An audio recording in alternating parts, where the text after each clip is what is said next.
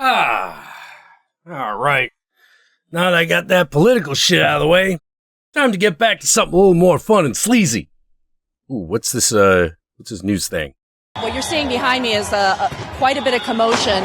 This is an event at Berkeley where Milo Yiannopoulos was invited here to the campus. What is happening here is that these are student protesters, some anarchists from what I can gather.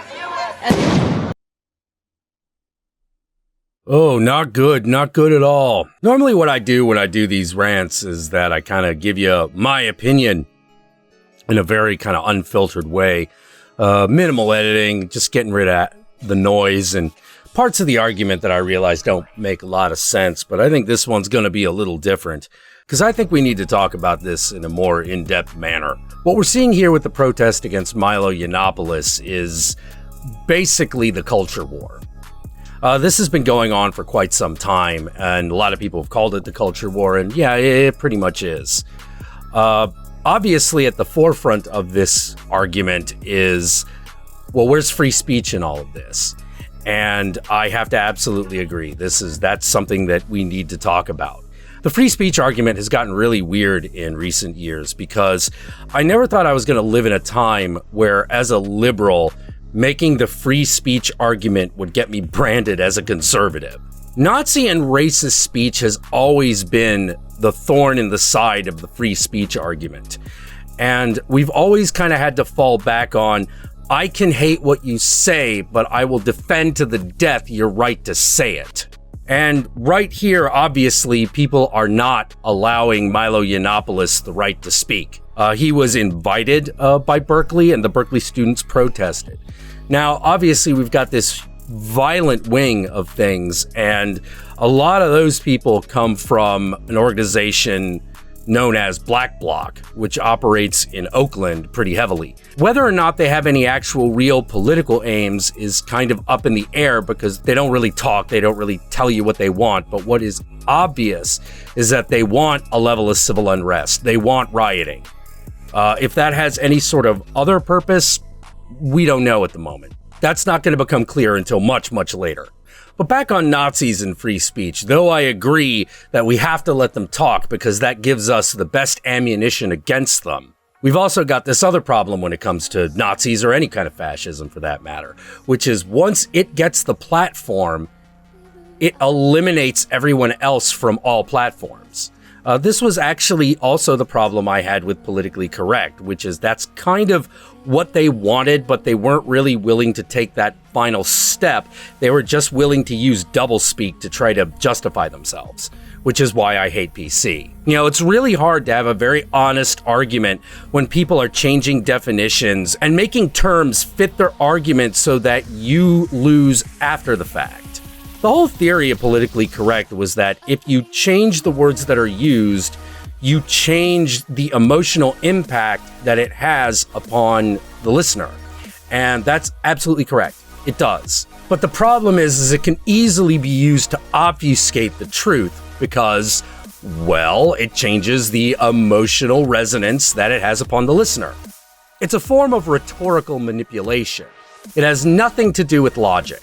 And it has nothing to do with reason. And while I see the protesters as obviously coming out of this kind of politically correct movement, what they are doing here is anything but politically correct. This is very direct. I feel bad for the Berkeley school because they actually wanted to take a stand for free speech and invited Milo Yiannopoulos to talk to demonstrate that free speech wasn't dead. And, well, they've... So we're in this space right now where the two ends of the spectrum are fighting each other really hard. And the battleground is us in the middle, who are trying to be a bit more reasonable. And political correctness is not going to have a lot of place in this type of argument. No, this is going to have to be very, very, very, very direct. And be very wary of one thing. Political correctness is most destructive in the hands of those in control.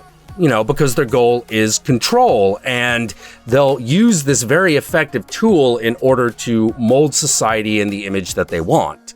The SJWs do this, the alt-righters do this. It's obviously what you do when you want to control the perception of people.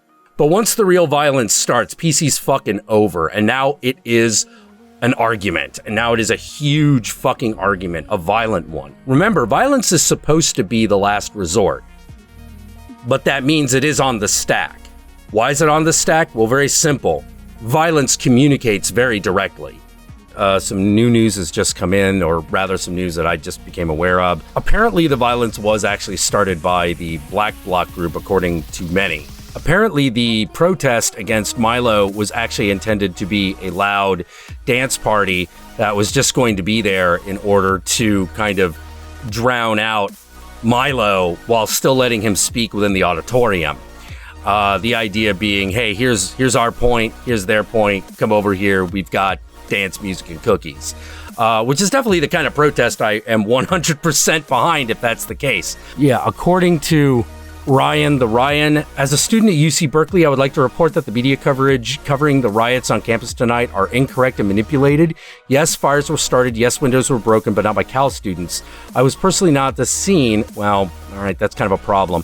But what was organized by students was a peaceful LGBT dance party where a live band was scheduled to come and play and protest to simply distract from his speaking and spread happiness and positivity. But before the band was able to play, people dressed in black with their faces covered rushed the group and began firing flares and inducing violence. Now, that part we know is true.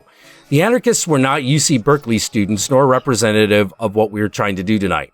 These people showed up with shields and bats with the goal of creating chaos. We could definitely see the people with the shields and bats.